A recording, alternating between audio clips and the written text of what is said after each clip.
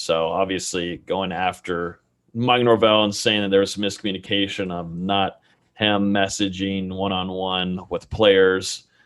But from what we heard, and we were all over it that night and hearing about the situation, there were numerous. There was a group. There was more than a handful of players that weren't on the same page as Marvin Wilson. Hey guys, it's Terrence Mann. You're listening to Hear the Spear, presented by Noel Game Day. Go Noles.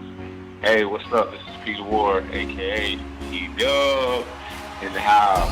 So we're listening to Hear the Spear, presented by Noel Game Day. Go live, go Noles. Hi, this is Charlie Ward, and you're listening to Hear the Spear, Go Noles. This is Terrell Buckley. You're listening to Hear the Spear, presented by Noel Game Day. No Bloody. But perhaps better known as the greatest corner to ever step on a football field, Deion Primetime Sanders. Great Deion Sanders, my brother. What's going on, man? I could wake up to that greeting every day, man. That was awesome. Hello, Noles fans. This is former Seminole Derek Brooks, and you're listening to Hear the Spear, presented to you by Noel Game Day. James Wilder Jr. What's going on, James? Thanks for having me on. SSOD, Florida State or Die, and go Noles. William Bar None Floyd. Gentlemen, what's up? We just got colors. Oh, see, I love Carolina blue. I do too, but not on the shoe. We just got I'd wear it as a shirt, but not as like a shoe. We got the entire Carolina Player Edition set, 1s, 3s, and 4s, in your size. $8,500 for the 3 of them. I'm gonna need it for about, that I'm gonna need it for about $2.99. $2.99. Yeah. Dollar General special discount. Yeah. All right, here we go. Let's do it. Last one of the year. We made it. We're live somehow. 3, 2, 1. What is happening, everyone?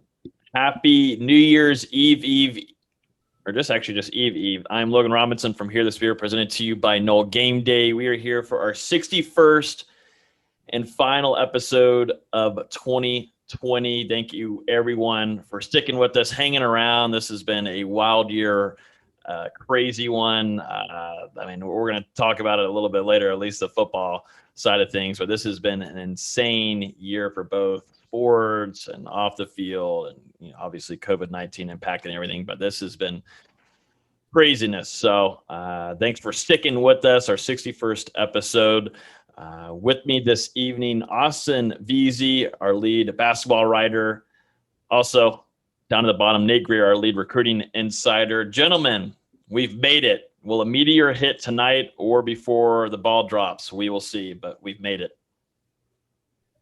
I mean, it would honestly be an improvement over 2020. First, have you stepped up a level in your beer game and got to Bud Light? Are you drinking Bud Light right now? Do you see this? Yeah, man. Man. Could there be a change? He went from water to more water. I know. It's like, you're coming up in life, man. This does feel like I am getting older. I'm maturing a little bit. The football season, at least on the Florida State side of things, is over. So I don't need to drink all that kind of strong stuff right now. I really was going a little too far. But the Steelers, obviously, things are going to start getting a little bit more stressful. So you'll probably see a little bit more of the Natty Ice. But tonight I had to bring out something. I needed a beverage for tonight. A little bit more something to celebrate. Yeah. A little bit more, professional. A little more elegant. Yeah, a little bit more mature for my age. And also, Dustin's not here too, so celebrating in a different kind of style. Yeah, he's packing. Yeah, he's packing. That was his excuse for not coming on this evening. So what was his engagement like the end of his podcasting or what, man? I think that was it for but podcast. It went back like a month before that. I haven't been on a podcast with Dustin since before Thanksgiving. So he must have been planning it and knowing that, Yeah, he planned a long break. Right after Thanksgiving. The handcuffs are going on. Yeah, he planned a long break, so that's Dustin for you. Yeah. This podcast, this episode is going to be very interesting. We talked about it last week, but we said we are going to fully jump into the 2020 season recap. Some of you might not want to do that. That's why we're going to do this at the near end of the podcast. It's going to have the most meat of it. So that's why we're giving you guys time to go grab a drink, grab something that's kind of strong. I think you might need it. It'll help out while you're listening. I can promise you that. Or if you're at the gym right now, go do the worst workout of the day and get it over with while you're listening to that part. But that's what we're going to run through. We got some quick hitters talking about Florida State's new defensive end. We got a few transfer situations. Warren Thompson's officially in the transfer portal. Woo! Florida State loses an offensive lineman. Kaindoh's off to the NFL. And then a few other things. And obviously, we're going to talk about Florida State basketball. And if it's officially Fire Ham season, Austin will give you his take on that. And then we're going to run through the Duke preview. And then the best part of the episode, recapping fully open discussion of the 2020 football season, Mike Norvell's first season. So that is the gist of this whole episode. Let's jump into it. Florida State lands Jermaine Johnson, former number 1 JUCO from Georgia. Big boy. Was he 6'5", 250, Nate?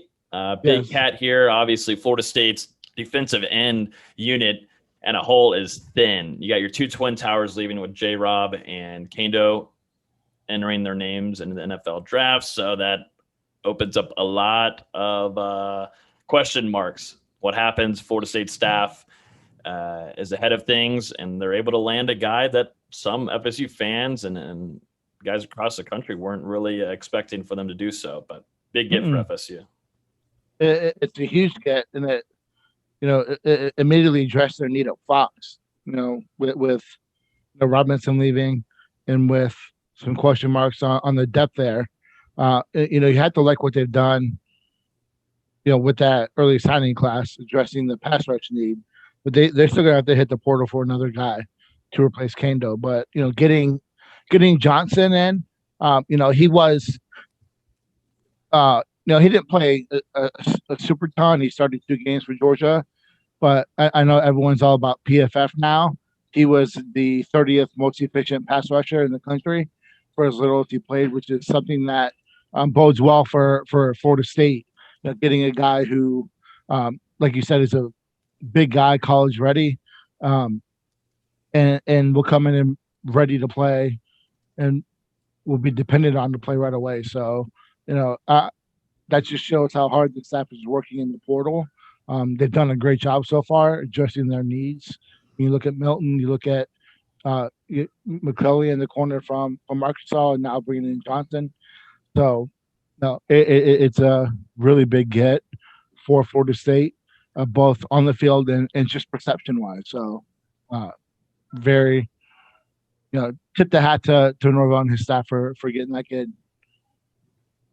Yeah, that's a big boy too, and is going to make an instant impact. This isn't just a guy that you're adding to depth, kind of like where you saw Jarrett Jackson coming in. This is a different kind of animal and is going to certainly be a starter. Yeah, yes. He'll be starting against Notre Dame. Yes, next season. So this is a big time get, and it goes to show Norvell's been doing this since this last offseason, but he's plans for kind of the worst in some situations, which in college football you have to. With nowadays transfers, guys opting out, you've got to stay ahead. It seems like he and the communication between Kaindoh and J-Rob was good. He kind of knew what to expect in that situation and was able to. I think they were going to bring that in regardless if they stayed or not, because they haven't done jack squat, and I think Florida State needed to address that position through the portal. So even if Robinson and Kaindoh stayed, I still think they would have at least brought in 1 guy, maybe 2, because they had to address the ability to get to the quarterback. And when Robinson is your number 1 pass rusher with 3 sacks, rated as like the 90th most efficient pass rush, it's just not going to get it done. So it was going to happen either way, in my opinion. Up next, Kimo Macanole. Hopefully I said that right, Nate. I think I did. Macanole is decommitted from Florida State. Offensive lineman, 3-star per 247 Sports. had an interesting interview a little while ago talking about that LSU was his dream school, wanted to play in the SEC. So there was already some thoughts from Florida State fans and those covering recruiting related to Florida State that he really wasn't going to stick around under the staff much longer. I could be mistaken. Honestly, I didn't talk to this kid too much because he really didn't talk much. But I'm pretty sure when he got the Florida State offer, he said that was his dream offer. So, for Florida State, I think that it opens up a possibility of hitting the portal for another offensive lineman.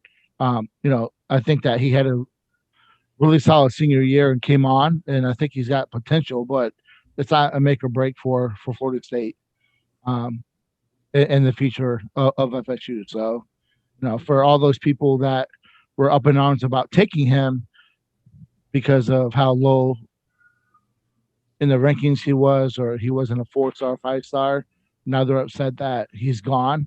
Pick a side, choose which one you want, but it's not going to hurt FSU in the long run because they can address the portal and bring a guy like Tykeris Crawford, who is going to have 4 years to play still after starting as a freshman at Charlotte. Yeah, I was going to ask about him. I'm assuming Atkins recruited him when he was at Charlotte, or what's the relationship? Do you know? Say that again. I said, do you know the relationship between him and Atkins? Well, he was at UNC Charlotte after Atkins, so he did not recruit him. But he also was getting recruited a little bit by Florida State in the previous staff. So, I know that he's already had contact with Atkins. He's already been on top of him. So I'm interested to see if how that plays out, because I think that the fact that there are some ties there with coming from Charlotte, and they can probably speak on Atkins and what he can do. I know he put on his I think his Instagram story, he replied that Arkansas, Florida, and Florida State are his top 3 at the moment. So be interesting to see, because this kid was recruited by Florida State, was committed to Arkansas and Baylor, went to UCC because of grades. So I think now that he's got his foot wet, got acclimated to college, probably time to go to a bigger stage. So that would be interesting to see. And for listeners that might not be catching along, that's the name of who? Tykeris Crawford, from UNC Charlotte. Offensive lineman. So started 6 games, I think, at tackle for them. Okay. So, well, another guy that's in the transfer portal, guys. Warren Thompson, former Florida State wide receiver, has officially entered the transfer portal. Has had an interesting career at FSU. A lot of, I think the hype for him has come during spring ball and FSU camps and highlights on videos and everything, and hearing highly of him. And most certainly has a ton of talent, but it seems like things inside the locker room and with both staffs, this wasn't just Willie Taggart's staff or Mike Norvell's staff. A lot of things went down between Mike Norvell or Willie Taggart and Warren Thompson during his time. And led into a lot of miscommunication, I think, during his time. And let's not spend a lot of time. Let's not spend a lot of time on this kid, okay? Okay. Let it loose. I'm so happy that this kid has left Florida State, and I don't wish ill will on anyone. But this kid is a turd. Any kid from Armwood, Florida State should not recruit Armwood. I've long been someone who's beat that drum. Tell me the last player from Armwood that's been good in college. It's been a minute. It's been a minute for guys wearing number 11 at Florida State. Mm-hmm. I mean, the last few have just not worked out, even on defense with Robinson. You go back to George Campbell, just these guys haven't really panned out. Mm-mm. But, it doesn't pan out because the guy doesn't have it upstairs. No, he has. Yes, get the. This guy looks the part. It's a classic, Tarzan versus Jane. He's just a shithead. I'm really happy when you talk about wanting to change the culture. This is one guy that had to go. Yeah, that would hurt the team a lot. This is a prima donna without any reason to be a prima donna. Nothing on the field to really change it. There's been no issue. Like, there's been nothing but issues with him this past year with Norvell twice. And he gets on the field and, I'm pretty sure he's led the country in drop passes. That may be a little bit of exaggeration, but, what has this kid done for anyone to be upset about him leaving Florida State? Nothing. So Florida State needs to not recruit Armwood because there's only been one player since, I shit you not, probably 15 years, and that's Matt Jones, who played running back at Florida, who was worth a damn. Ryan Giddens went to USF, was a bust. Byron Cowart, number one player in the country, bust. I mean, Leon McQuay went to USC, bust. Fuck Armwood. I hate that school. It's pretty interesting. You go back and look at whenever Florida State was introducing the COVID-19 protocols and everything, and Warren was pretty vocal about it, going against the administration. And I don't know why. I don't know why Florida State would even go back to Armwood with how hard they would keep coaches away from visiting that school. I've heard numerous stories of where former coaches, former tight end coaches, and former recruiting coordinators would have to camp out down the street or 2 exits up on I-4 in order to try to get contact with the player because the coaches would try to block contact with Florida State. So Armwood can eat a dick. Yeah. So you're saying that Warren Thompson is the epitome of Armwood. So I'm not really understanding this, though, Nate. Are you saying that you're not a fan of Armwood? Yes. I'm not a fan of Armwood. Okay? I can tell. Yeah. I'm not a fan of Armwood. I was not a fan of Warren Thompson coming out of high school. Yeah. Well, I was looking. I didn't like to take then. Just because of also off of personality and ego? Just as a person, I just didn't like the kid. I'm sorry. Just where he's coming from. I think the best thing that Hall kid who's going to Alabama, the best thing they could have done was leaving Armwood, and maybe he'll turn into something in college. Yeah. I just look back at whenever the COVID-19 thing was going on, and he went public and saying that he didn't feel like the communication between them, the players, and the admin was right, and he went public with it, letting out a notice and tweeting about it, and then an hour later, 5 or 6 current players on his team were practically going against what he was saying and saying they felt comfortable. Yeah, and they felt comfortable under the Florida State administration and Mike Norvell and the staff. And then we didn't really hear. I hope his mom hears it too. She's very vocal about everything on Twitter. So, sometimes you got to look in the mirror and realize the reason why you're a fucking bust is because you don't know how to work. Well, there you have it. That should be the title of the podcast. Joshua Kaindoh has entered the NFL draft. Like we said earlier, both starting defensive ends are gone for Florida State heading into next season. J-Rob and Kaindoh are hoping to have some promise in the NFL, and he's out of here.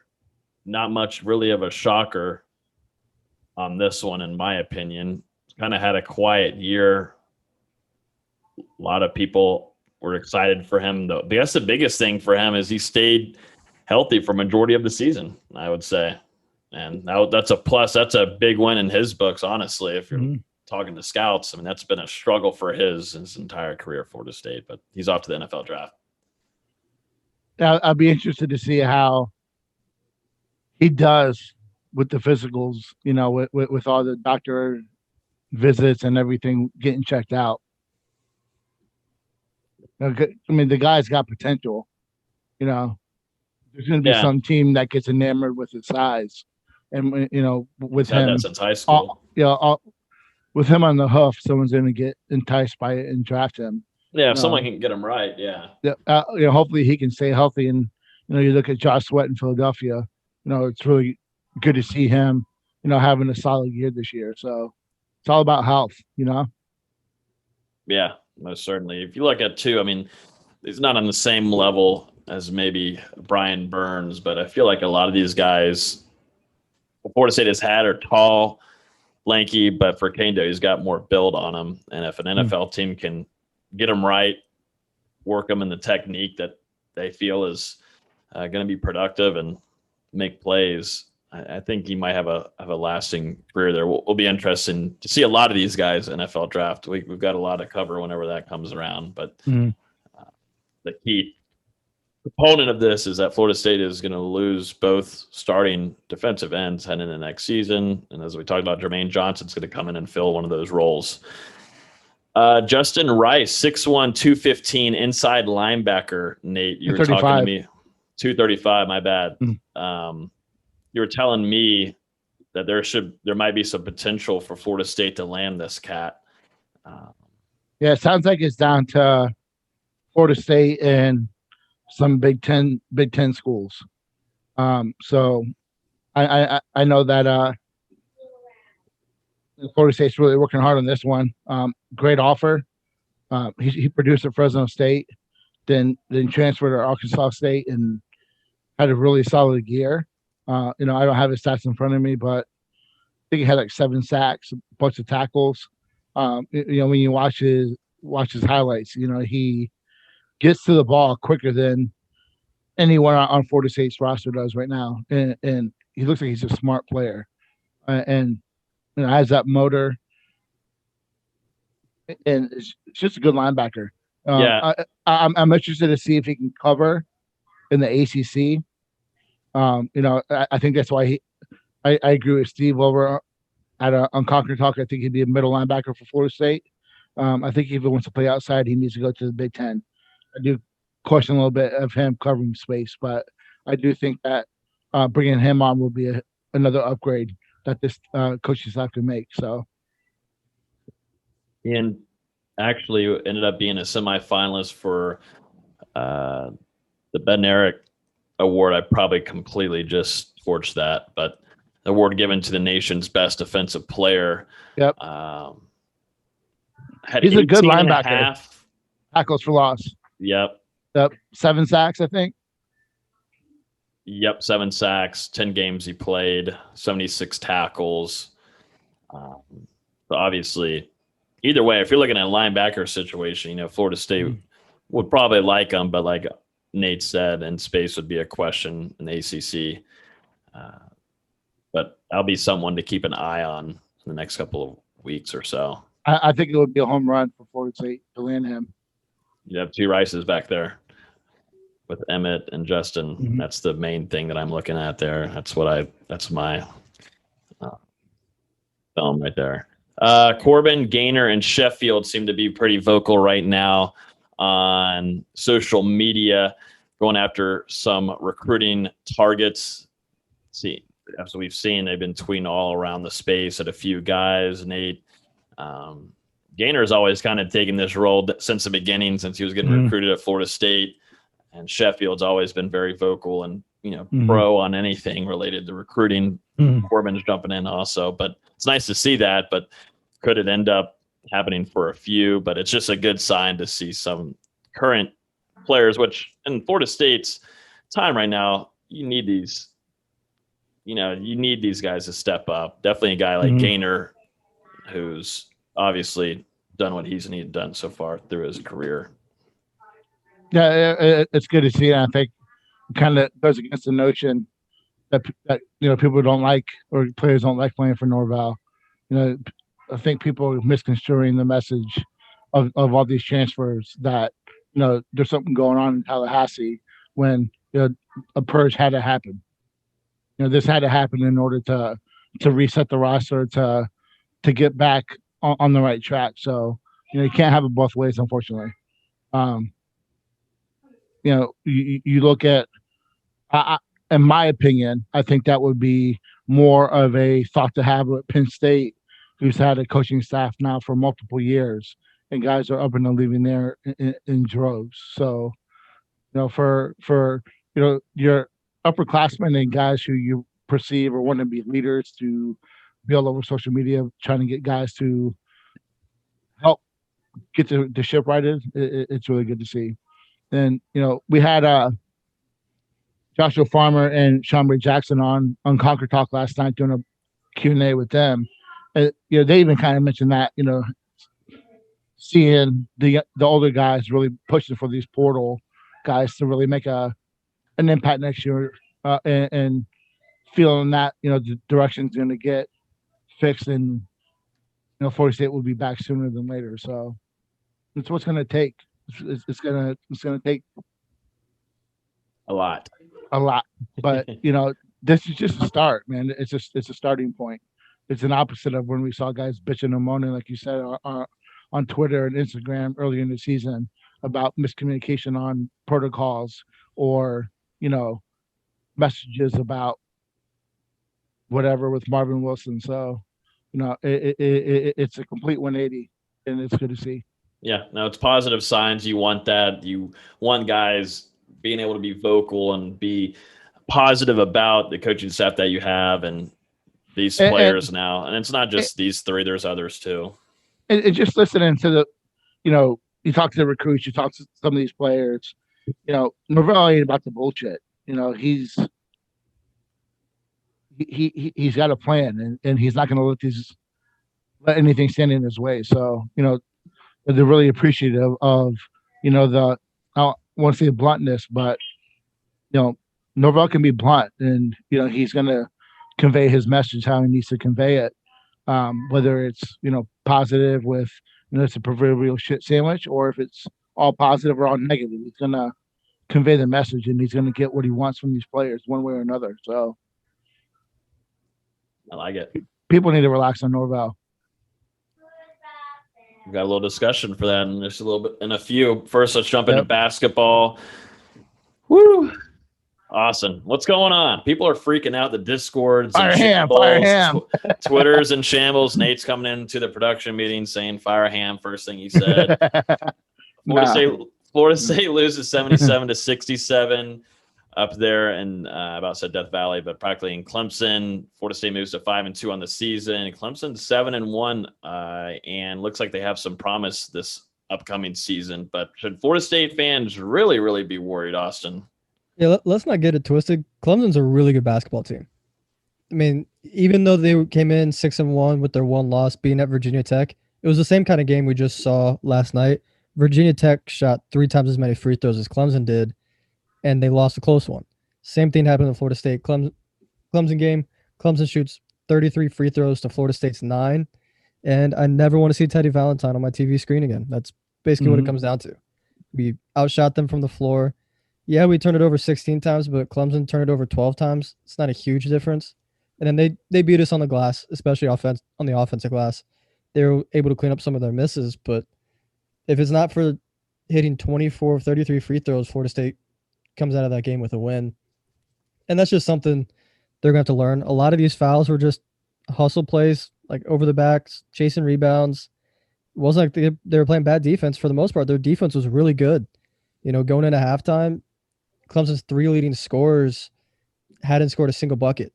They'd combined 0 of 8 shooting for 2 points from the free throw line. Then the second half, they got going, but some of them were tough shots. The last 3 or 4 minutes, there were open shots, but I mean, that's just part of the game. The game really the game went away in that stretch from about the 10-minute mark to the 6-minute mark, where we had a really bad lineup out there just because we were trying to give our guys a break. Mm-hmm. MJ Walker was on the bench. Polite was on the bench. Barnes was on the bench in foul trouble. And we were just trying to get to the under 8 timeout and sit in good position. And the timeout just never came. There was never a dead ball. There's no fouls. Just really sloppy play for 4 minutes. And then Clemson started going on a little run and opened the lead to 8. That's where Florida State lost the game. And it's hard to overcome such a massive foul difference.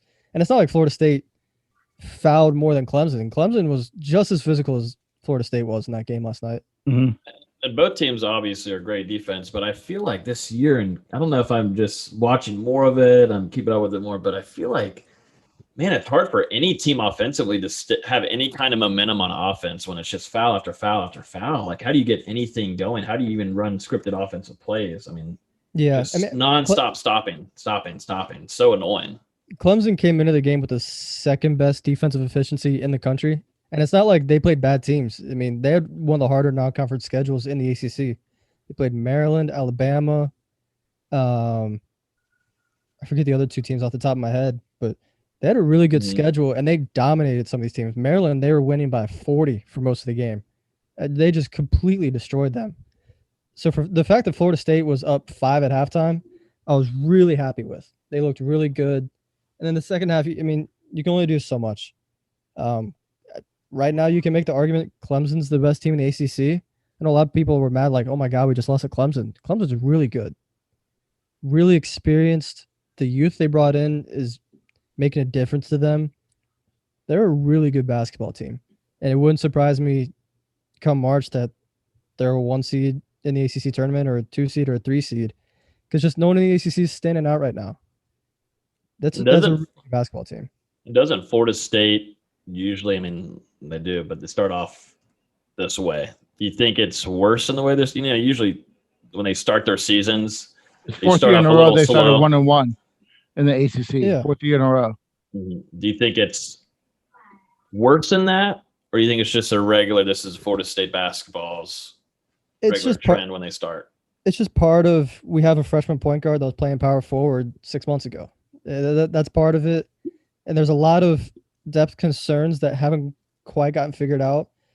Last night in the first half, Raekwon Evans and Wyatt Wilkes were phenomenal. And then the second half, they didn't do anything. It's part of what Florida State is. It takes some time to gel and figure out lineups and figure out what works best with the certain lineups they have out there. But I mean, even last season, everyone talks about this greatest team we've ever had. We'll never have this team again. First game they lost at Pitt. A couple games later, barely beat Western Carolina at home. And I mean barely. They arguably should have lost. A couple weeks later, should have lost to USF before pulling it out of their, just scraping by the skin of their teeth in that game. And then got blown out at Indiana. It's just part of what this team is. Go back to season before, a Sweet 16 run. Started off conference play 1-4. Year before that, the Elite 8 run. Florida State, I think, had 11 or 12 losses going into the tournament. It's just what Florida State is. Sometimes it just takes them longer to get to where they need to be. I think they're further ahead than where the 17-18 team was. It took that team a long time to figure out what they needed to do. Then 18-19 struggled with injuries, but you could tell the talent was there. And then last year, it's the same thing as this year. These guys just have to gel. That's really all it comes down to. Yeah. You think how long do you think it'll be when they're able to get that gelling going on? And you think there's still going to be some changing around offensively or different lineups out there? Or do you think this is kind of set now? I think the rotations they're getting where they're pretty much finalized. Coach Hamilton's talked a few times now that he's probably going to change the defense to where it's hedging ball screens instead of switching 1 through 5. And I think that'll help the depth because guys like Quincy Ballard and Tanner Ingom aren't going to be caught in space. They can just hang in the paint and have everything funneled to them. There's a chance this team really starts to come together in a couple weeks because these next 5 games are kind of tough. You got Duke, Syracuse, Pitt, NC State, and Carolina. And then after that, it starts easing up a lot. You get Louisville, you get a rematch at Clemson, Miami, Georgia Tech, Boston College, Virginia Tech, Wake Forest. It wouldn't surprise me if these next 5 games, if Florida State's not looking like they need to, those next 5 or 6 games, you see the Florida State you're used to seeing. Meanwhile, not to break up any kind of basketball talk, but it's definitely worth noting Oklahoma is up 31-13 against Florida in the Cotton Bowl. Things you just hate to see. I think it needs to be said. It needs to be said that Travis Hunter is the best player in the 2022 class. No disagreements. We just went way off. Way off. At least stick with me, Nate, on the Florida game. But Well, I mean, if you're giving an aside, I'm gonna give an aside.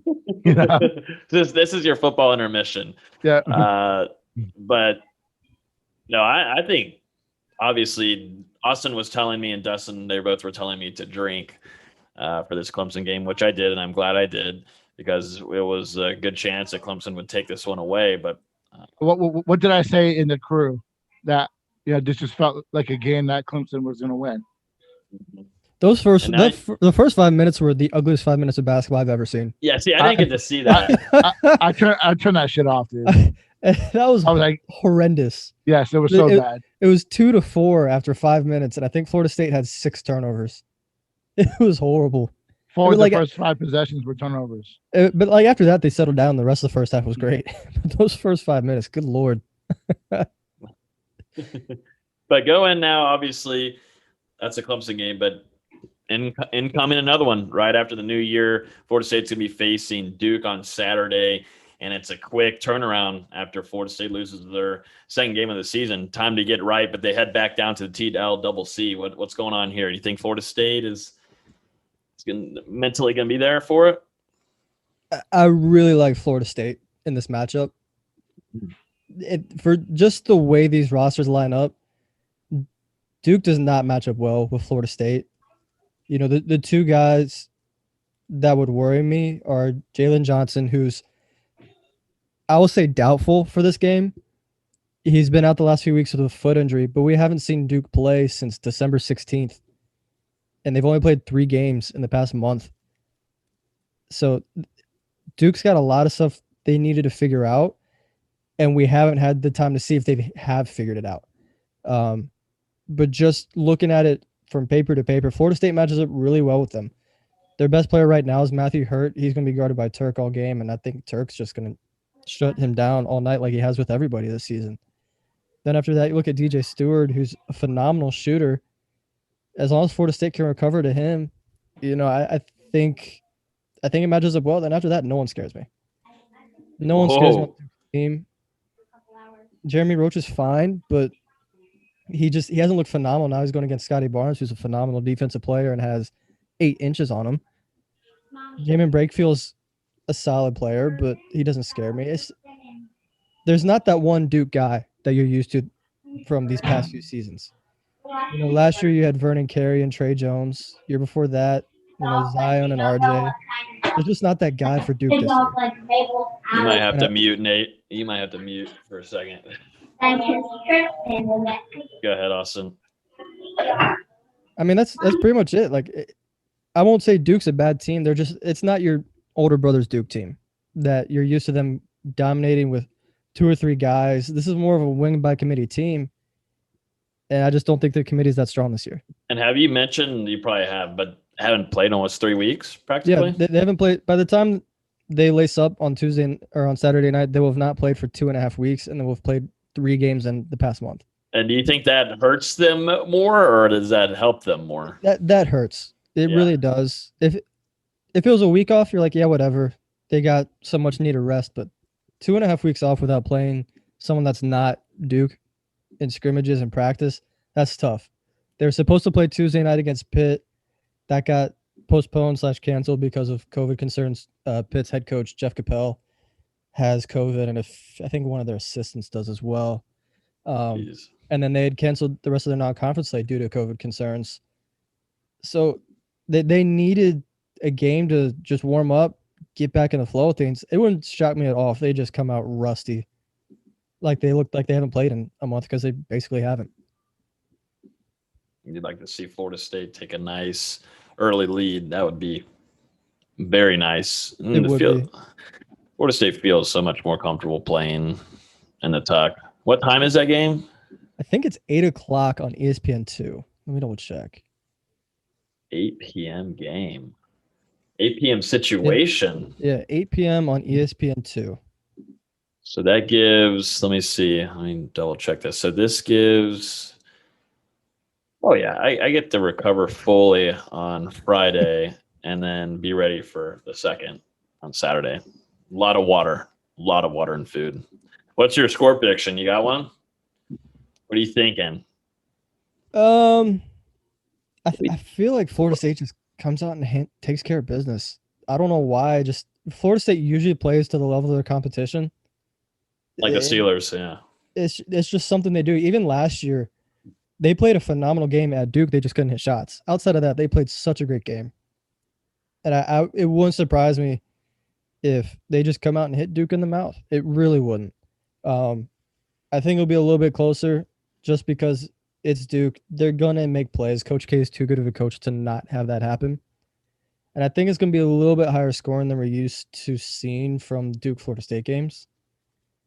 I will say Florida State 76-70. Okay. All right. Florida State bounces back. I like it. Nate, what are you feeling? 80-40. Hey, if it's like the game in 2017 where Coach K was out because of back surgery and Jeff Capel was coaching, that was the Grayson Allen game where we beat them by 30. Got booed off the floor. If it's anything like that, oh my God. We're telling elite lies. I think it'd be like 77-65. You can take that any day of the week. Mm. I'm going to go 7. I'm going to go I think it's going to be scoring. I think there's going to be a lot of scoring. I'm going to go 81 to Duke 66. Man, Stays a little closer. Stays a little bit closer. I hope so. I mean, oh wait, no. You know what? I did it. Let's go. My gut told me that, so I'm sticking with it. I just don't think this is a good Duke team. Like you said, their best players out. They just it's not. Seems Duke. like Coach K is out of it this season, anyways. His more focus is telling everybody on what they should do, COVID wise. So at least he's not like Coach Cal, who's saying we should have scheduled stuff at such a tough schedule. He's playing Georgia Tech and who else have they lost to? Louisville. Like, come on, man. Shut up. Yeah, grow up, Aaron. Also, real quick before we get into the season recap, shout out the NBA guys. Dwayne Bacon with 18 points last night on 9 of 10 shooting. Patrick Williams gets his first win as a Chicago Bull with 12 points. So there's some Knowles out there balling. Malik Beasley's been on fire for the Timberwolves too. I like his attitude he's having right now. Obviously had a pretty entertaining late off season with a few things if you haven't checked Twitter. But I like his energy he's bringing. If people trying to distract you and talking shit about you, just go out there and light it up. Yeah, Start them the F up. Through 4 games, he's averaging 17 points a game. Like, do your thing. I would not expect that from Malik Beasley. No, I love it. It's been fun. I mean, now whenever Florida State puts out a graphic where you're showing highlights, God, you could fill up a whole team of them. It's entertaining. Just goes to show what Leonard Hamilton and the ride he's been on. He's hot lately with putting these guys out there, and they're finding success, getting paid too. It's very fun to watch and cover because we really mainly talk about NFL Knowles, but it's nice to actually touch on some NBA guys. And also need to mention too some sad news. I didn't have it on the docket, but former Knoll, obviously star running back, the Vikings, Dalvin Cook's father passed. He won't be playing this upcoming weekend. Obviously, he's flown down to Miami to spend time with family. But best of wishes and prayers for the Cook family. You just hate to see that happen to such a good guy, but also a family that's very, very close in how they grew up, and it's just tough to see that ever. And has had an incredible season too, but that doesn't even matter to him at all right now. So best prayers and wishes to their family as they go through that. All right. So let's get to some positive stuff here, Austin and Nate. Florida State's 2020 football season, right? That was awesome. We all had fun. Did you say positive? Yeah. I thought it was great. Said positive? I thought it was amazing, Austin. I thought we just had the brightest time of our life. This wall right here of Natty Ice grew very quickly. I didn't think that it was going to grow as much. Willie Taggart did a lot of this to me, but COVID-19 did this to me. This is what COVID did. But Florida State's 2020 football season recap is here. Let's do it. Florida State ends off the season 3-6. Mike Norvell's first year as head coach in Tallahassee for the Seminoles. Only wins are against, Duke, which was just the most recent win, the last win of the season, last game of the season for Florida State. After that, the first game of the season, Jacksonville State Gamecocks ended up winning that one 41-24. And then we all know about this one. I was there for it. Florida State took down number 5 North Carolina 31-28 in a big time first half experience. And then the second half was a complete 180, but the Florida State Seminoles were able to hold on to it. But those are the 3 wins of the season, gentlemen. A lot of cancellations, a lot of getting used to new things, a lot of protocols, almost a month off of playing a football game before they faced the Blue Devils and were able to get a win there. But just open discussion here. Thoughts on how the season ended and how it started. Just give any takes and we can just have discussion. Get your drinks. If you haven't gotten your drinks yet, I would suggest grabbing another one because that's what I'm about to do. I think we all started the season with such high hopes because of what Norvell had done at Memphis and the offense he was bringing with him. And again, we overlooked just how bad the culture in the locker room was and how much he needed to turn this roster over. We realized that about halfway through, like once these guys started opting out and we started playing the young guys a little bit. You know, a lot of us were predicting 9-2, 8-3, 7-4 before the season. And now looking back at it, we're pretty stupid. You might have to mute it again, Nate. I agree. I think we all missed out on thinking about the locker room effect. This has been a struggling situation in Tallahassee for years now, and it's really went to effect. And Mike Norvell probably was told about it beforehand, and the interview that he had with the administration and Thrasher and Coburn. But you really don't find out until you're in it. You don't find out which players are really causing concern and building your chemistry and having a team culture that is successful on the field. You got to be, first of all, you got to build it inside with one another. You got to find the way to fight. You got to find the way to, be more successful on the field, but that's got to start in the locker room. And Florida State has had really bad past the last 4 or 5 years of just a locker room that's not on the same page, guys that aren't on the same track as one another, and it's hurt them terribly. And some of it goes to social media, some players calling each other out, not on the same page. We talked about it earlier whenever the COVID-19 protocol was being introduced for Florida State, and they just weren't on the same page. And it sucks. It really doesn't help a team find wins. Well, hope and excitement, it can really cloud your judgment.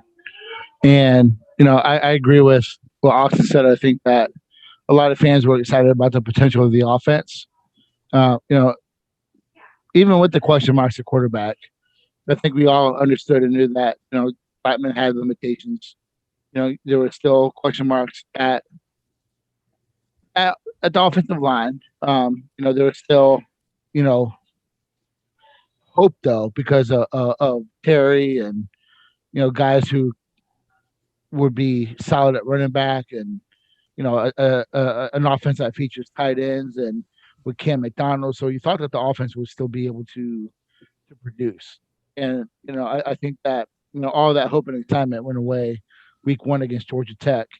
And I think the realization smacked everyone in the face, realizing just how much and how far this team has to go. It's not just on the field. It was, we've talked about, we beat the horse completely to death about culture and buy-in, and it just wasn't there.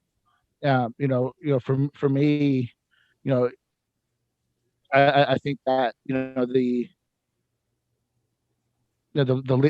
leadership of this program has not been there since 2013. and it's progressively gotten worse year after year. And some of that's tied to quarterback recruiting, some of that's tied to the coaching changes, some of it's tied to lack of development. There's so much that's gone on, and you know it's just a continuation of the past few years. And for me, I had some concerns with all the social media bitching and moaning. You know, for me that was the first sign. Hindsight's 2020.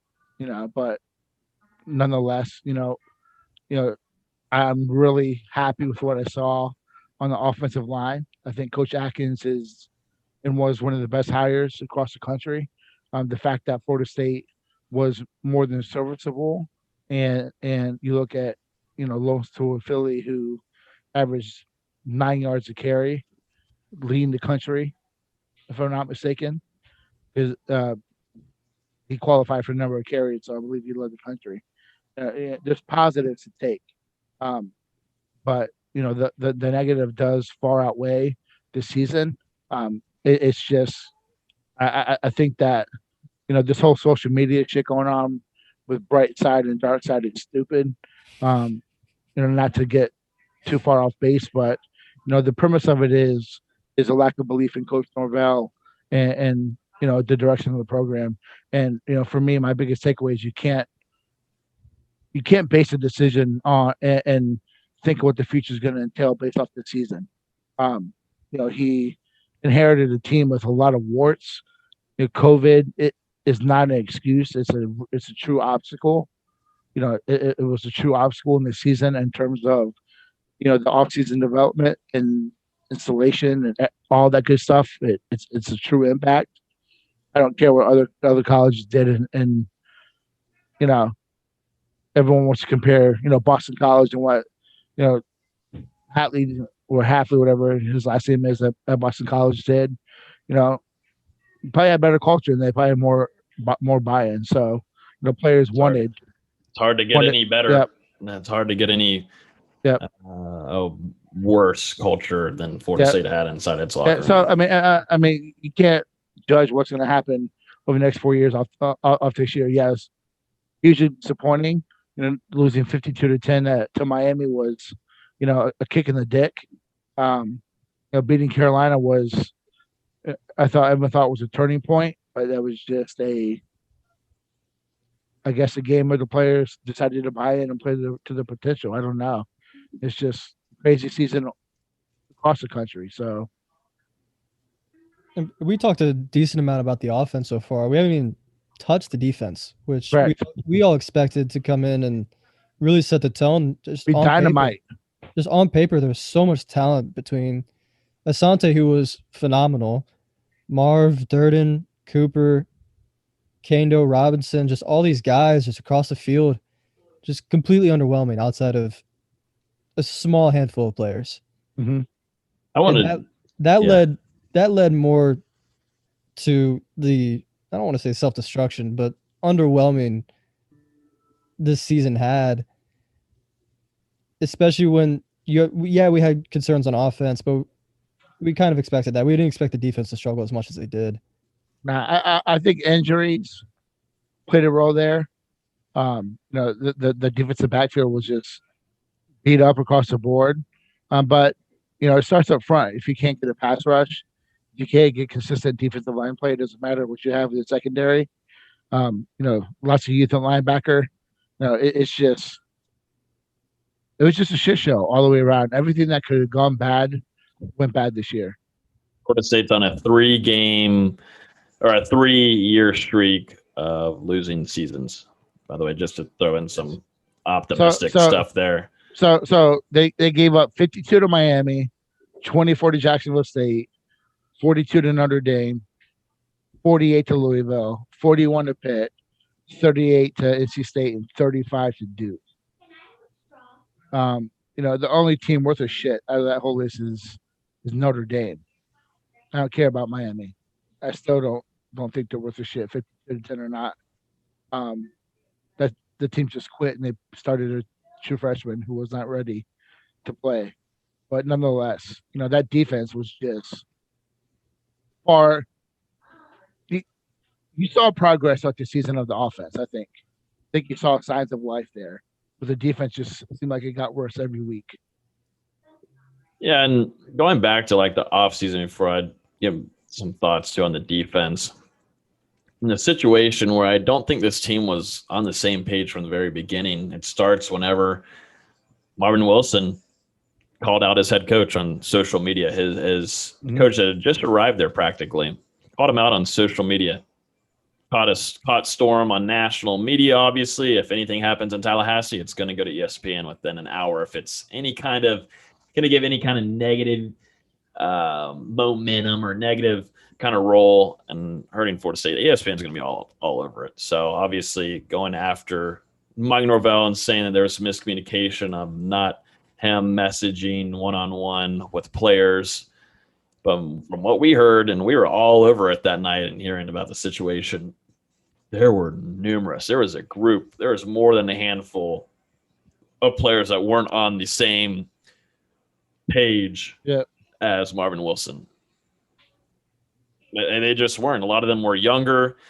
A lot of them, I mean, we were hearing things from a starter on defense that they practically weren't about it. You know, there were some, obviously Marvin Wilson said they weren't going to partake in workouts. That was really on his side of things, just maybe a handful of players that were going to do that. Mm-hmm. The other side were going to be there at workouts, which they sure were. One of them, Asante Samuel Jr., Amari Gaynor, plenty of others. They were there that next morning ready to work out. There was a very thin group that ended up that wasn't planning on working out because of being on Marvin Wilson's side. But it sucks though, because Marvin Wilson is your alpha dog in the locker room. He is supposed to be your big leader. But when it happens to be where he just has a handful of people supporting him, and then you've got a majority of the team at workouts the next morning and at their workouts in the afternoon, that already isn't setting a great tone in the head in the next season, in my opinion. And then you look at, later in the season, you hear during the bye week a bunch of players wanting to boycott practices and workouts, and it was the same handful of players that you just mentioned that were the ones supposed to be leading that. I mean, it's just extremely discouraging, and Florida State's not going to win jack squat when you have your supposed best players as the ones leading the brigade to not want to practice and not want to work out and not want to put in the work. It's just, it doesn't add up. Yeah, and Los is on here and he's talked about it enough, but you talked to a lot of Noles in 2011, 12, 13, 14. That wouldn't even be an option. That wouldn't even be a thought process for about 99% of the team. Here, it's about a 60-40 situation. That's got to be changed if you're going to find any kind of wins, even against teams that you shouldn't be losing to. You've got to find a different attitude, a different a different get after it, change your mentality. I think this team's got to work on mental before physical, in my opinion. They've got the physical attributes. They had a great offseason with Coach Storms, did a great job doing what he needed to do with a few guys. But the mental state is something this offseason I hope Norvell is working as hard as he can on, because it's been shot for a while now. Every big-time college now has sports psychologists. Jimbo was doing it for a while. These kids have a lot of pressure, with stuff going on at home, academic requirements to meet, practicing 20 hours a week. They have a lot of pressure. But I'm also one that thinks that, like we talked about Warren Thompson, it's got to be a want to. There's got to be a desire to. And that stuff can't be taught. You have to have that coming into college. So, it's just so many things added up and negatively impacted the season. And until the mindset changes, until the work ethic changes, it's going to be as it is. That's why we're on 3 straight losing seasons now.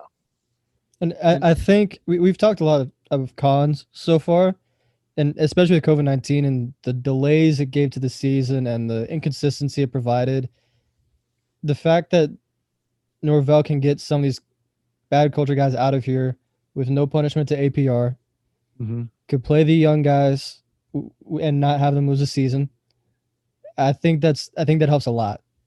You get to see what you have and the guys that really want to be here and wanted to buy in, and get the guys out of there with no penalty to the rest of the team. I think that's important.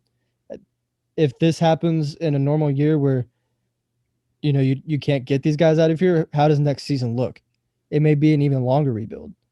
But now that you can get these guys out of here that, we've been calling them mental midgets all season. Now that these guys are gone, maybe we can go into next season with a little bit of a brighter outlook.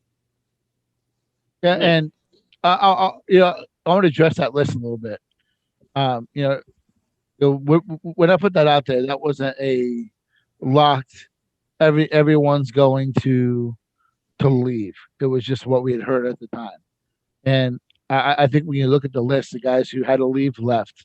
And that was in October. Yep, and you look at Dante Lucas, who pretty much begged to stay. I expect if he does stay, cleared. Yeah, he's going to be on a short leash. But you look at like Austin said, the youth. That there was a youth movement as the season went on. I think that's when you saw more effort.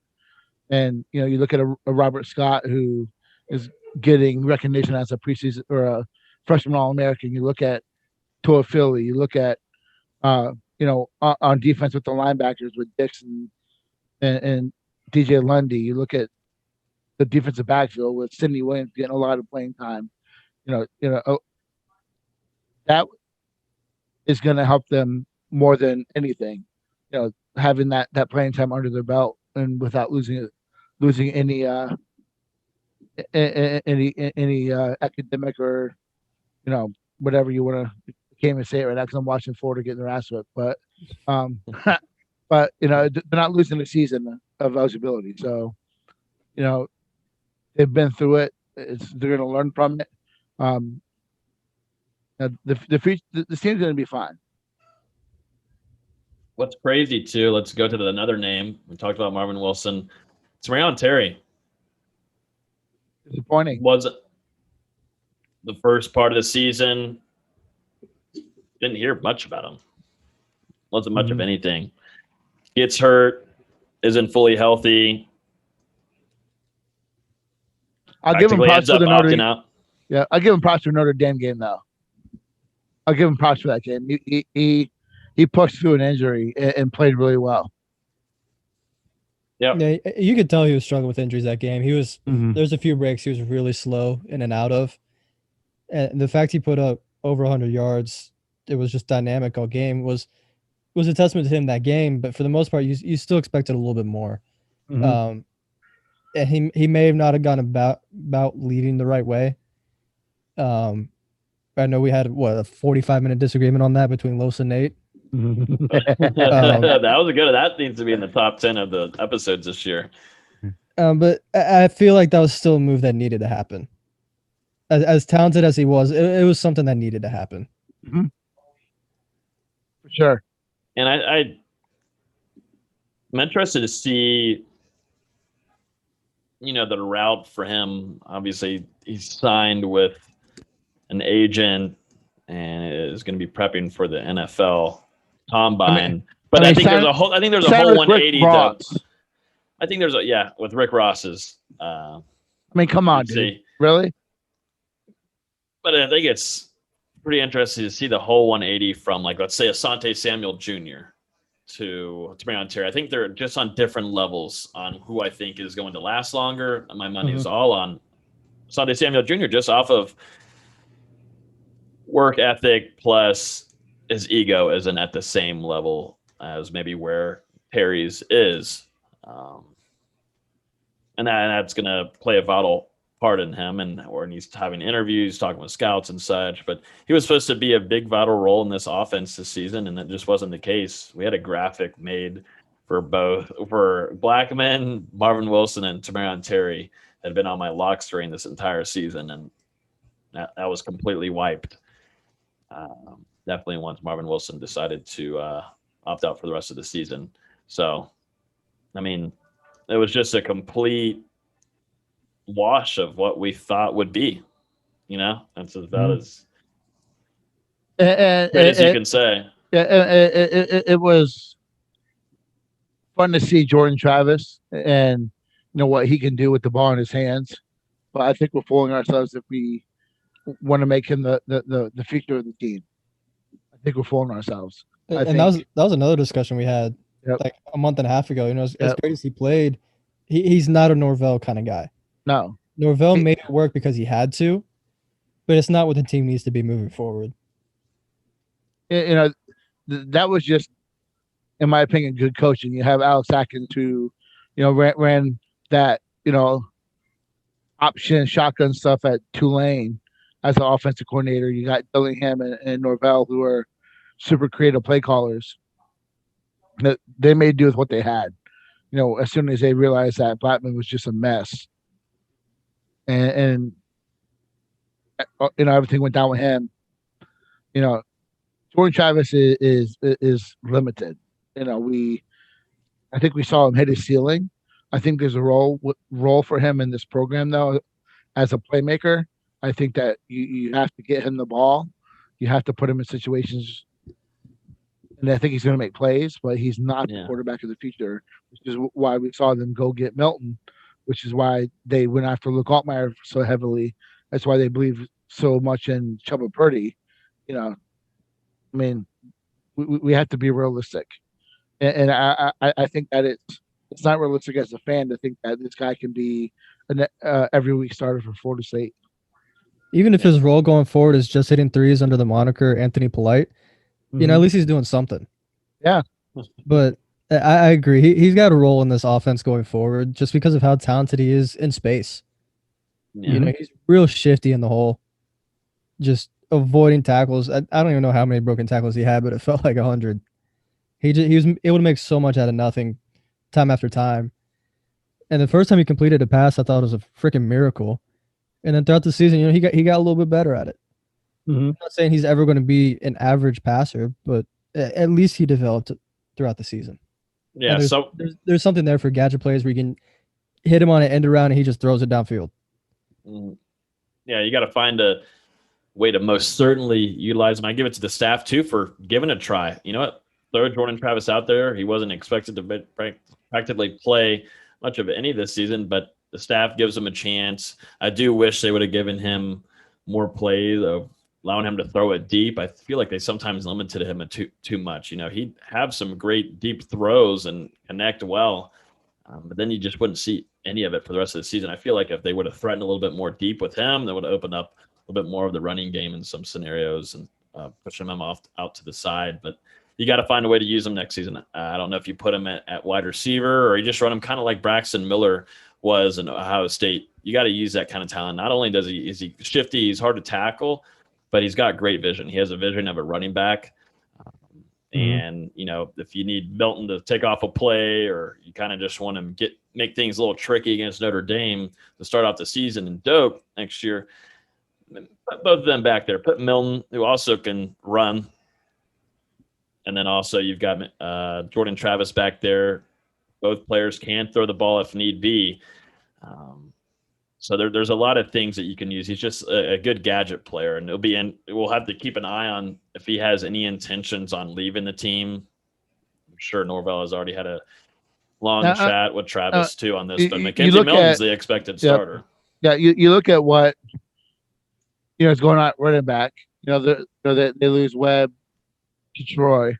Looks like they're not going to bring a high school kid, and there's some talk about maybe a possibility in the portal, but I think they at the end use that scholarship in the trenches somewhere, or on a second linebacker, or another receiver. I think they use that scholarship elsewhere, and I think that's the role where I'm not saying he moves to running back, but I think that he can be your guy for on certain play calls that can run the ball for you and be a quasi running back. So, it's going to have.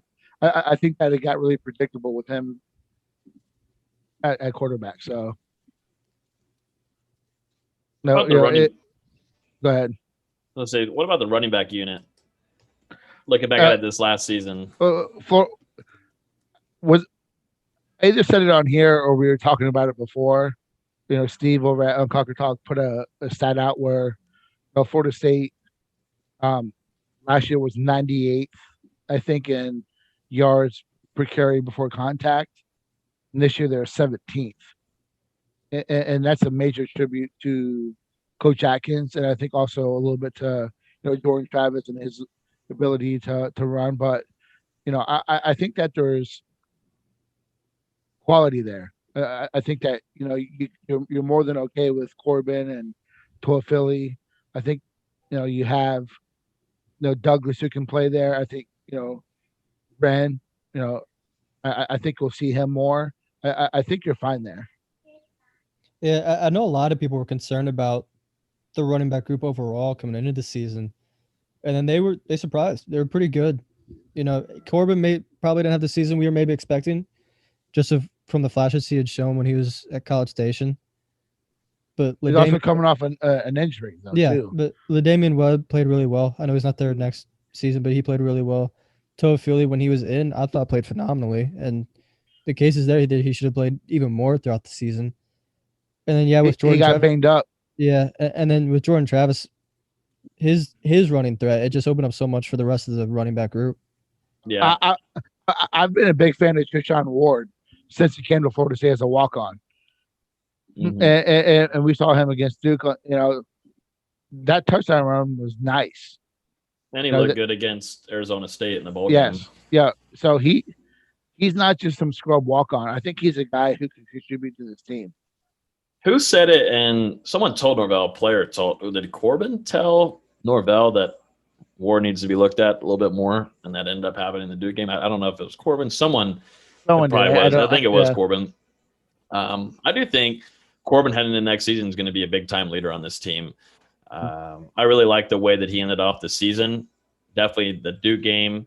He played hard. He was very, very, very hard to tackle, and he impressed me. I think that he showed a lot of optimism. I was coming out of that game. I thought the running back unit was fantastic. I know it's just only Duke, blah, blah, blah. But, I mean, this is a state team right now. You got to be happy for anything. And that unit, I think, is I think Toafili is your primary back. And I think Corbin is your versatile guy who can carry 15 times. But I think they're both really good in the passing game. Mm-hmm. Yeah. Toafili's got a bright future, and be interested to see what Coach Storms does with him during the offseason. Putting on little pounds. I don't think he needs to do anything crazy to him whatsoever, but just put on some, what do you call it? Just some shield meat on him. So whenever he's getting nailed like that, he can last. I do think that they need to look at bringing another running back in, because once you get 1 or 2 injuries, which we've seen Florida State, I mean, something just happened. He's about to get caught from behind. That's a horse collar tackle. What's happening? I don't have it on my screen. He's a play ahead of me, so I don't know. Oklahoma just hit like a 75-yard.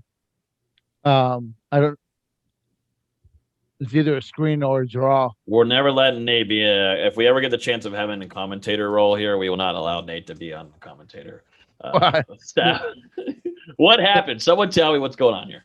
Am I correct in thinking that even though it was a short field toss, and the running back is just straight up the sideline for 75 yards. He's caught from behind, horse collar. So they got the ball. Oklahoma's got the ball at like the 4-yard line. Am I correct in thinking that even though, like, basically whoever wants to transfer out can transfer out, we still only have 25 scholarships to give out? Yes, that's correct. I wish that wasn't the case for this one season. Yeah. I mean, I know they're letting the seniors not count against scholarship limit, but I mean, the sheer fact of how many freaking people are in that portal, there has to be a little bit of leeway this year. But there's like 7 spots left.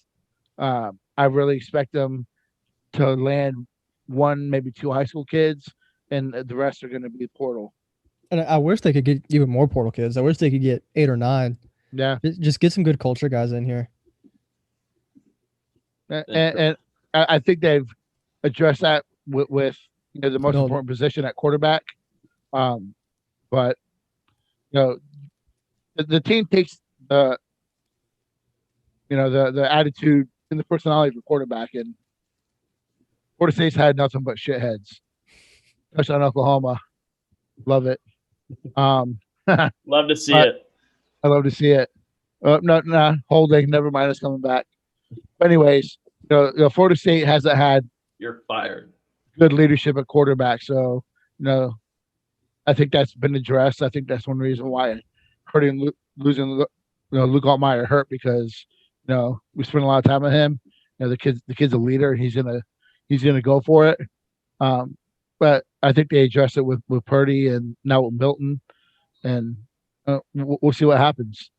I think it says a lot just about the quarterback situation since Jameis left, that the best leader they've had in that locker room is Everett Golson, Sean McGuire. Sean McGuire's probably been the most consistent leader. That's not great.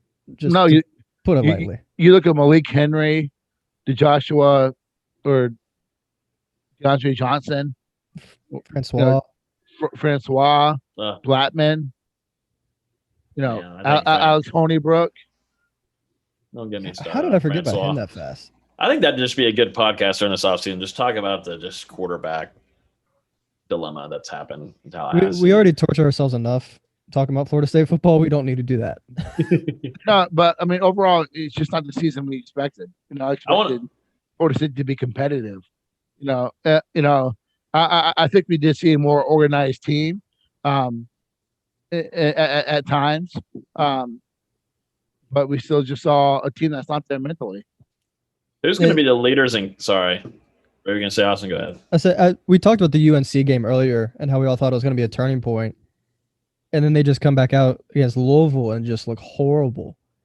I think that was just egg. Just those two games were such a microcosm of this entire season, where we thought they bought in, and when they bought in, they looked good, and then when they got full of themselves, they just were bad. Yep, and that's what goes to not having a mature locker room. I mean, I think I predicted that during our season record predictions and all that. When we went through game by game, I said Florida State's going to upset North Carolina. I think I was one of the only few that picked that, but then they're just going to not be able to do it against Louisville. I thought Louisville was going to indeed be better this season, but I just thought, this locker room's just not mentally prepared. They're not mentally right they're going to be too high on themselves, and that's practically what happened, and they just never even showed up for that game. I was going to ask you guys also, who's going to be the leaders, if y'all are going to predict leaders and captains for next season? Milton's for sure the favorite there. Mm-hmm. Maybe Robert Cooper on defense? Either Cooper or Rice? Just as it leads right now. I'd say Gainer, at least defense. Gainer, probably. I'd say an offense, Milton, for sure. Maybe Cam McDonald, Corbin. Those three stick out right away. Love Taylor coming back is really good for Florida State. You look at defense. The guys that say that to me. I throw a name out there, Dennis Briggs, who I think showed a lot coming back, and was arguably the best defensive lineman Florida State had. I still think that Briggs and maybe Lovett outplayed Shithead Durden and Marv. So I think that you look at him. I do agree with Gainer. I think you look at a guy like Travis J. I think could be a leader on this team. I just don't know yet. No, I want to see what happens in spring and hear what happens in the summer before I really talk about that. But for me, the only guy for sure is going to be Mackenzie Milton. And there's still a lot to be figured out defensively with the transfer portal. Mm-hmm. Like we talked about the Arkansas State linebacker. I'm sure there's going to be more guys that go after. There's still a lot of moving pieces on that side of the ball before we figure out this guy's the captain. This guy's going to be the leader going forward. I'll put Gainer in there too. I think Gainer's going to be a leader. But, I think the coaches got to find out what they want to do with him. He's kind of positionless. I didn't right like now. what they did to him at the middle of the season to the rest. I mean, that's the most times I saw him was in end zone packages. That is so stupid. The majority of snaps are going to Leonard Warner. That was something that Adam Fuller. That's fireable offense. Yeah, they got to figure out what they want to do with him because he's a talented player, and you got to figure out what the role is and what you want from him. And I think it's kind of. I'm not saying he's by any means a Derwin James level player, but I think sometimes coaches have this versatile player who can do a lot, and they just don't know what to do with him. I think Charles Kelly was just completely lost with Derwin James, and didn't know how to use him correctly, and that's straight from the horse's mouth of people who were there. I think it's a little bit of the same with Gaynor. Fuller didn't really know what they could get out of him or what to do with him. And the fact that this team struggled so much, had 10 sacks on the season, and Gaynor showed as a freshman the ability to get to the quarterback. You at least could have made him, a pass rusher at minimum. The coaches as a whole, they're not beyond, conversation about this season. They're just not. And I think that we saw some situations on defense because of a lack of trust and lack of buy-in, and that's got to be fixed in order for the defense to get fixed too. If Fuller's still having problems, the fact that even was talked about or even maybe addressed, I would think he's on a short leash going into next year. Yeah, most certainly. Amari Gaynor still led the season in tackles, 36. Emmett Rice, number 2 at 27. Trying to look at sacks. Kaindoh had 3 sacks to end off the season. Najaldine comes in and has half of that, 1.5. Corey Durden, half a sack, 3 tackles on the season. Get out of here. That feels high. It didn't feel like he had that kind of impact. Most DBs, I will say, had more tackles than Florida State's defensive line. 3 tackles on the season. Don't say. Don't tweet. The number one look at me player on this team had 3 fucking tackles on the season. Don't forget, it's personal next year. It's personal though. That's personal for Jalen Lars would be. Let's see if he can even get the grades in order to finish that eligibility at NC State. I think it's 50-50. I think another storyline, the linebacker unit, which surprised me a little bit just of the personnel they had in there.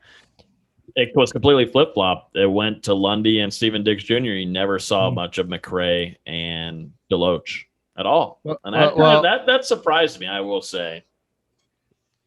I thought we'd see more of McCray, I should say. Let's talk about Deloach. I was expecting to see more McCray of anybody, but just to see that, I'm not against it whatsoever, but to see 2 youngins, and we heard great things about Steven Diggs Jr., still got some learning to do with watching film, and Lundy, but go ahead on who?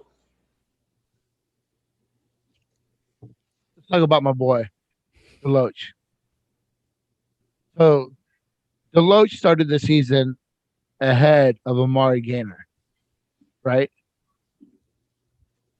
Gets on the field, Georgia Tech, and looks completely lost. It didn't play at all the rest of the season. What does that tell you?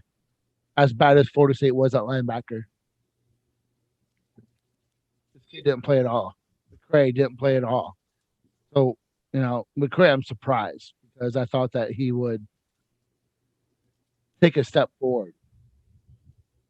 But these kids with every issue that Florida State had at linebacker, after starting the season opener, you play hardly at all. Minus special teams or some mop-up duty. I mean, what does that tell you guys? I'm not Doesn't the only tell me one. that person is playing good. I'm not the only one picking on the kid here. No, that just means you're not Because performing well. I didn't notice him at all, so this is news to me. Do you remember their names, Dustin? I mean, I recognize the name, but it's mostly from his dad talking on Twitter. Oh my!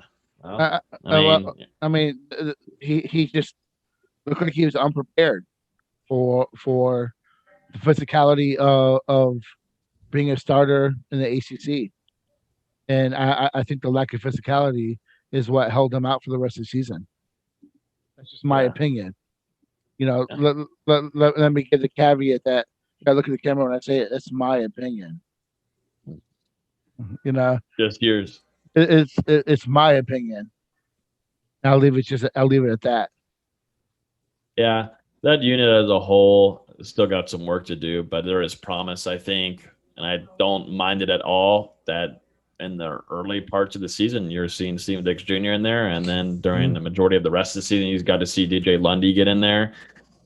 But it's crazy. McRae, Deloach, Glenn, you don't see these three guys that during the offseason we're talked about quite a bit, and we're expecting to play a big role this last season.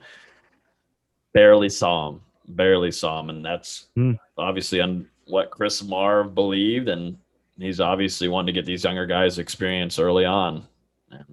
I mean, that's why Florida State's looking at the portal. Yep, I mean, that should tell you something. What else was I going to say? A lot of transfers, obviously. Jaden Lars Woodby's off to Boston College. A lot of guys off to the ACC, which Florida State will be facing a lot of these former teammates in person. I haven't worried about it. Corey Wren, something I try to go to things that I will talk about whenever I'm out drinking, and I wonder what happened there. But true freshman, obviously no concern of him leaving, blah, blah, blah. But true freshman, that's fast as hell. And you've interviewed him before. Yes. Supposedly he had a little bit of a hip flexor issue. Hip flexors are tough. So, John Isaac dealt with hip flexors when he was at Florida State. It plagued him all season.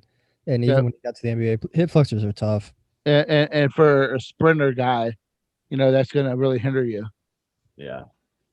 That sucks big time because you probably would have seen him in there. Yes. But we wanted to see him more kick return, running back even, utilized in packages. I think you'll see a lot more of him next year. Yeah. I mean, there we go. There we go. Another right up the short side of the field, up the sidelines for 40 yards for Oklahoma. This is the worst part about being on YouTube TV. Nate is always a play ahead of me. I'm still on the graphic of them showing defense. Look at that hole. That's just ridiculous. That's tough. It's just also a poor fill by the linebacker, though, too. It's another freshman. Yeah. It's just, it's freshman. It's hard. I will say, and that goes with some of the players leaving too, but if you look back, a lot of us were predicting that heading into the Duke game, Florida State practically had a month off.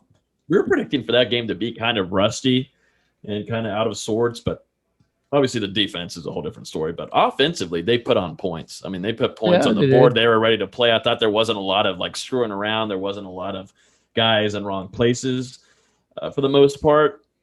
Defense is the defense. That's obviously a little bit of a concern, maybe even more of a concern heading into the next season. But I thought that shows a true a growing experience that you like to see in a team. They were ready, set, and prepared and ready to play. Yeah, and that's something that you'll take any day of the week if you're a Florida State fan. There was no clumsiness, no lousiness, no laziness. Yeah, it's Duke, but that showed what this coaching side can do with time to plan, and knowing what you're going to have available. The defense was horrible, but the offense was it was great. Especially on the ground. Yes. I mean, they physically dominated. So, I really think they got to, hopefully land this Andrew Parchment from the portal land Destin Hill. They got to bring some talent in at wide receiver. Yeah, that's what I was going to talk about. The receiver group scares me right now. Yeah, yes, it's worrisome. A guy like Jordan Young just hasn't taken that step yet. You look at Helton, who I think will be better next year, coming off a year after the injury. I like what you have with the freshmen, and I know the coaches like all three freshmen. That includes Williamson. I think they like what they have there, but you need to bring a proven guy, and that's what Parchment is. I think if all things unfold like they should, and you land Hill, I think Hill is going to be a first day player for Florida State. And then I think you possibly need to look at the portal for a second guy, because there's just a lot of question marks there. Touchdown, Oklahoma. Love it. I love this is the way that we're ending off the 2020 podcast. Only Hear the Spear with Florida getting obliterated live while we're on here. Only one team in the Big Three is not going into next season on a 3-game losing streak. Or 2-game losing streak, sorry. Yeah, guys. Florida State right now is going to be the only team on a winning streak heading into next season. You love to see it. Final thoughts, everyone. Florida State ends off 2020 football season 3-6, 2-6 in conference play. They averaged about 26 points per game, 85th nationally out of 127. Opponents scoring an average of 36 points, though, 107th out of 127. Isn't that a record for Florida State? It's got to be. It's not listed on here on this site, but it's got to be practically close to it. I know it's the most of my lifetime. Well, then, what? You're like 85, so I'm just kidding.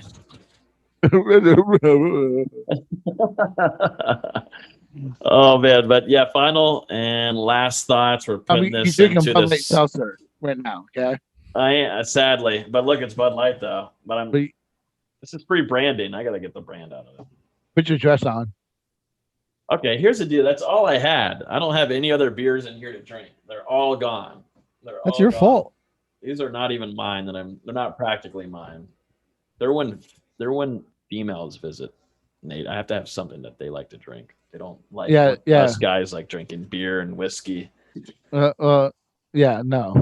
Come on now. That's for the Girls on Game Day podcast. That is true. But go ahead. Final thoughts, gentlemen, then I'll end this off for the last time in 2020. We gave a lot. Go ahead, Nate. You go ahead. Nah, go ahead. All right. No, you go ahead. We gave a lot of cons, so I feel like we should get a few pros. Ended off in positives. Yeah, give a few positives. Yeah. We saw more improvements game to game, just in terms of discipline and getting things right, getting set up right, than we did under Taggart. That's a positive. The offensive line was much improved throughout the season. They still weren't good, but get another season of Devontae Love-Taylor, I think, is huge. Robert Scott was solid. I think he's going to be a mainstay going forward. They figure out another position or two, that's a huge bright spot going forward. We have something to be positive about on the offensive line, something we haven't said this decade. Yeah, practically.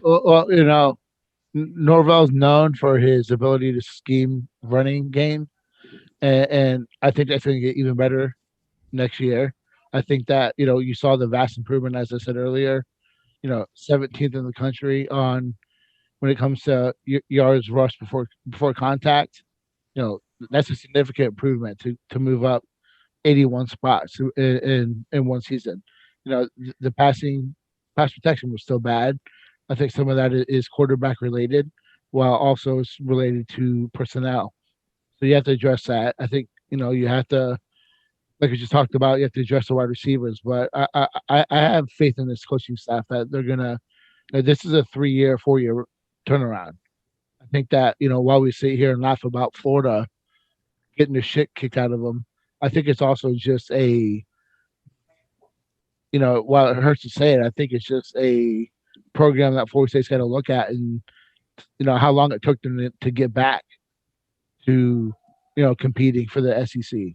We're talking about they lose Meyer, then it goes to Muschamp, then it goes to McElwain, and now it goes to Mullen. So you're talking about 3 coaches and to get it back, get it right. And I don't think the whole decade, really.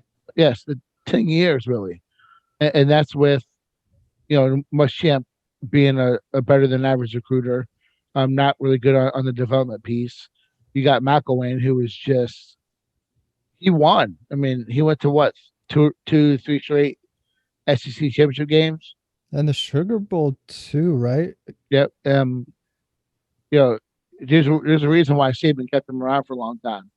And Mullen, like we said in the production meeting, he's a good coach, but as a recruiter, he's horrible. But I think we got to look at that and really compare that to Florida State. And I think Florida State right now is where Florida was at in 2013, 2014. Coming off a decent season in 2012, like Florida, you compare that to Florida State in 2016, 17, and things just get awful. And it's going to take some time to turn it around. Yeah, I agree. It's not going to be an overnight situation. I think Florida State fans know that by now. They just want to see some positives. They want to see Florida State winning games that they should be winning, not losing to Georgia Tech. Georgia Tech, just, a lot of this, you look at the talent differential, and Florida State's above a majority of their opponents until you get around Clemson every season, or Florida. And that's where the true test is, and you got to hope that coaching gives them Florida State is still one of the top 10, 12 talented teams in the country. Mm-hmm. That's based off recruiting, but there's been the lack of development, and that's where we're at now. Mm-hmm. I think there's a good amount of positives to head into next season. Go ahead, Austin. It's going to be interesting to see what this spring looks like, just in terms of how much they can practice, because that's going to be huge for the development of this team going forward. They didn't get it hardly any spring last year, and you could see it hindered them a lot. They didn't get much of a training camp, not much of a summer. How much off-season practices and workouts they're able to get, I think it's going to be huge for this team. Mm-hmm. Yeah, I agree. There's a lot of talent on this team everywhere you look, and you look at a quarterback that's going to be coming in that is used to winning. He's bringing that winning behavior, that winning culture, that winning vibe into this locker room. That is, I think, a send-off, just a shockwave, I think, and in regards to how this team gets along and the focus that they're in. They need a winning culture. They need a winning leader to come in and set the tone. And he's already been recruiting. He's already been communicating with the team. So he's already setting the tone. He's already leaving his footprint already, and he hasn't enrolled yet. Yeah, exactly. So I think there's a lot of promise there for that guy coming in, and the offense could have a pretty interesting year. I'll say that. I think just got to figure out your wide receiver situation, but other than that, it's going to be a very, very, very, very entertaining offseason to cover. So I can't wait. It'll be fun. But I think that's practically going to do it for the end of this episode. That will do it for the 2020 season here on Hear the Spear. This has been phenomenal. We've never seen so many listens and views coming a year. We just introduced live streaming to this, and we've seen the numbers go up an incredible amount, and it's been so much fun to do this with Austin, Nate, Dustin, Karlos. It's been a phenomenal time. Thank you for listening to our game previews, also our instant reactions that we did at sometimes 1 a.m. after I've had like 8 or 6 beers. It's definitely been a very fun time. 61 episodes on the year. That's the most we've most certainly ever done. But there's no breaks. We're not going to be taking a break off. We've got a lot of basketball to cover, so we'll be back here, I think, Monday night recording, so no breaks on us. I know a lot of people like to take a little week or two break, but that's just not how we're going to do it. We're going to start off 2021 strong. We have a lot of cool ideas, definitely guests incoming now. We're going to work on trying to get some former teammates of Mackenzie Milton on here and try to talk a little bit more to get to know what Milton's bringing to the table, both on the field, but inside the locker room. Also some other guests that you guys have suggested. So now that it's off season, it gives us a little bit more time to plan and schedule these things in advance. So definitely looking forward to the next couple months on here. But as always, thanks so much for listening to Hear the Spear, presented by Noel Game Day. Enjoy the rest of 2020. As always, you can listen to this podcast on iTunes, Google Play, YouTube. Hit that subscribe button if you are listening on whatever platform, so you'll be notified anywhere on your devices. And we really appreciate it. If you're on iTunes, feel free to rate 5 stars. We would definitely appreciate it. Thank you guys so much. Really appreciate it. It's been an awesome year, and we can't wait to see you in 2021. We can't wait. I'm ready to get out of 2020. Y'all be good. See you guys. Hey guys, it's Terrence Mann. You're listening to Hear the Spear, presented by Noel Game Day. Go Noles. Hey, what's up? This is Peter Ward, a.k.a. Kaindoh, in the house. We're listening to Hear the Spear, presented by Noel Game Day. Go live, go Noles. Hi, this is Charlie Ward, and you're listening to Hear the Spear. Go Noles. This is Terrell Buckley. You're listening to Hear the Spear, presented by No Game Day. No Bloody. But perhaps better known as the greatest corner to ever step on a football field, Deion Primetime Sanders. Great Deion Sanders, my brother. What's going on, man? I could wake up to that greeting every day, man. That was awesome. Hello, Noles fans. This is former Seminole Derek Brooks, and you're listening to Hear the Spear, presented to you by No Game Day. James Wilder Jr. What's going on, James? Thanks for having me on. SSOD, Florida State or Die, and go Noles. William Bar None Floyd. Gentlemen, what's up?